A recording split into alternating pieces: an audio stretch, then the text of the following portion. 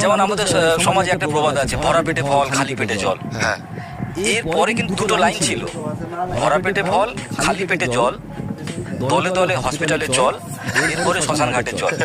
এই দুটো লাইন কিন্তু মুছে গেছে। তার কারণ কি, যদি ভরা পেটে ফল খাই মানুষ অসুস্থ হবেই হবে। কারণ ফল একটা ফ্রুক্টোজ, সেই ফ্রুক্টোজ যখন কার্বোহাইড্রেটের সঙ্গে ভরা পেটের সঙ্গে মিশবে, ইটস ক্রিয়েট অ্যালকোহল, এবং এই অ্যালকোহল যখনই তৈরি হবে তার বাই প্রোডাক্ট হিসেবে তৈরি হবে গ্যাস। তাহলে আমার শরীরে গ্যাস বাড়া মানে আমার শরীরে হার্ট অ্যাটাক, ক্যান্সার, আলসার সমস্ত কিছুর প্রবলেম কিন্তু ওখান থেকে শুরু হচ্ছে।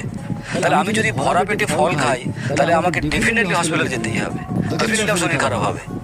তার মানে এটা ছিল ভরপেট ফল, ভরা পেটে ফল নয়।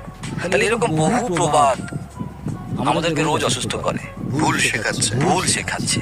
তার মানে আজকের দিনের অসুস্থতা যতটা না শরীরের অসুস্থতা, বেশি হচ্ছে আমার খাবার দাবারের ভুল, আমার প্র্যাকটিস এবং আমার